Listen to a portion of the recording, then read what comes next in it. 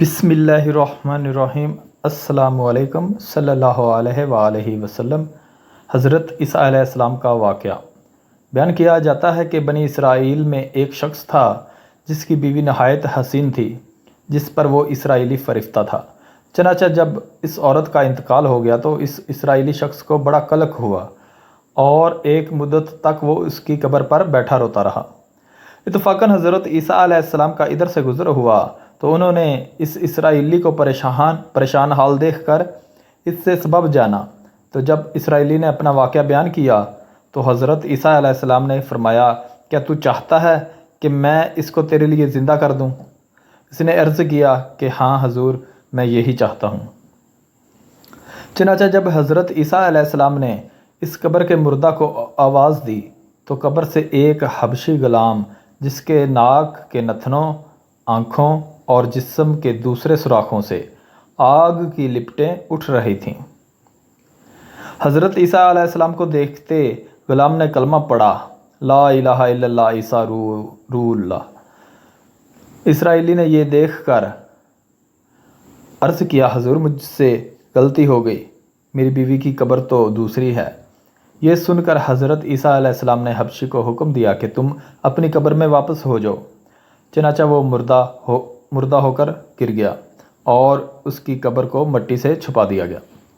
پھر حضرت عیسیٰ علیہ السلام نے اس دوسری قبر کی جانب توجہ فرمائی اور حکم دیا کہ اے صاحب قبر، اللہ کے حکم سے زندہ ہو جا۔ چنانچہ قبر پھٹی اور اس سے ایک عورت سر سے گرد جھاڑتی ہوئی باہر آ گئی، جس کو دیکھ کر اسرائیلی بولا کہ یا روح اللہ، میری بیوی یہی ہے۔ پھر حضرت عیسیٰ علیہ السلام کے حکم سے وہ اسرائیلی اپنی بیوی کو ہمراہ لے کے واپس ہونے لگا، مگر عرصہ سے جاگا ہوا تھا، اس لیے اس پر نیند کا غلبہ ہو گیا اور اس نے بیوی سے کہا کہ تیری قبر پر گریہ زاری اور بیداری نے مجھے ہلاک کر دیا ہے، اس لیے میں چاہتا ہوں کہ کچھ دیر آرام کر لوں۔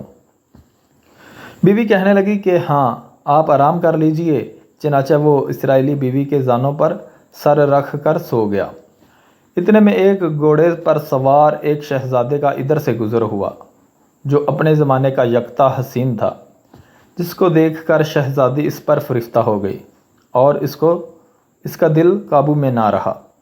اس نے سر زانوں سے نیچے رکھا اور فرط محبت و غلبہ عشق سے مجبور ہو کر شہزادے کے سامنے جا کھڑی ہوئی۔ ادھر جیسے ہی شہزادے کی نظر اس پر پڑی، وہ بھی اس کو دیکھ کر اس پر فریفتہ ہو گیا اور عورت کی خواہش پر اس کو اپنے گھوڑے پر بٹھا کر لے گیا۔ چنانچہ اس کے شوہر نے بیدار ہو کر جب اپنی بیوی کو نہ پایا تو نہایت پریشان ہوا اور اس کے ملنے کی تدبیر سوچنے لگا۔ سوچتے سوچتے آخر اس نے نشانہ قدم پر چل کر اپنی بیوی کو تلاش کر لیا، جو شہزادے کے پاس پہنچ چکی تھی۔ اس کو دیکھ کر اسرائیلی نے شہزادے سے عرض کیا کہ یہ میری بیوی ہے، آپ اس کو چھوڑ دیجئے۔ ابھی شہزادہ کچھ کہنے بھی نہ پایا تھا کہ اس عورت نے کہا، میں تیری بیوی نہیں بلکہ شہزادے کی لونڈی ہوں۔ یہ سن کر شہزادہ اسرائیلی سے کہنے لگا، مجھ سے میری لونڈی کو لینا چاہتے ہو؟ اس نے کہا، خدا کی قسم، یہ میری بیوی ہے جس کو میرے سردار حضرت عیسیٰ علیہ السلام نے مرنے کے بعد میرے لیے زندہ کیا ہے۔ ابھی یہ گفتگو ہو رہی تھی کہ اتفاقاً حضرت عیسیٰ علیہ السلام وہاں تشریف لے آئے، جن کو دیکھ کر اسرائیلی کہنے لگا، یا روح اللہ، کیا یہ میری بیوی نہیں ہے جس کو آپ نے میرے لیے زندہ کیا ہے؟ حضرت عیسیٰ علیہ السلام نے فرمایا کہ ہاں، یہ وہی ہے۔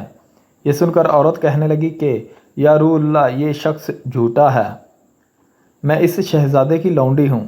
حضرت عیسیٰ علیہ السلام نے فرمایا، کیا تو وہ عورت نہیں جس کو میں نے اللہ کے حکم سے زندہ کیا ہے؟ عورت نے کہا، یا روح اللہ، باخدا میں وہ نہیں ہوں۔ اس کے بعد حضرت عیسیٰ علیہ السلام نے فرمایا، جو جان خدا کے حکم سے میں نے تجھے دی ہے، اس کو واپس کر دے۔ یہ سنتے ہی وہ عورت پھر مردہ ہو کر گر پڑی۔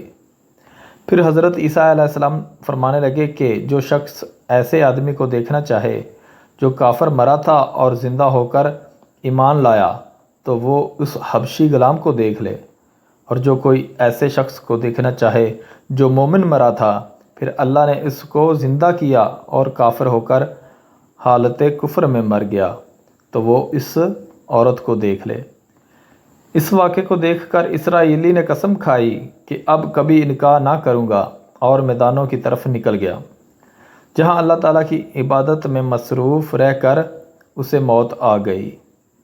اللہ تعالیٰ اس پر رحم فرمائے۔ اس کا حاصل کیا ہے؟ نبی اور رسول کے اقرار اور انکار کا نتیجہ اس حقائق سے ظاہر ہوتا ہے اور سبق ملتا ہے کہ کامیابی اپنے نبی کی اطاعت و محبت سے ہی مل سکتی ہے۔ چنانچہ ہمیں بھی چاہیے کہ ہر حال میں اپنے نبی صلی اللہ علیہ وآلہ وسلم کی اطاعت کو سامنے رکھیں، چاہے دل مانے یا نہ مانے۔ نبی کریم صلی اللہ علیہ وآلہ وسلم کے طریقوں کو لازمی اپنایا جائے۔ اللہ تعالیٰ اس واقعے سے سبق حاصل کر کے عمل کرنے کی توفیق عطا فرمائے۔ آمین یا رب العالمین۔ اللہ حافظ۔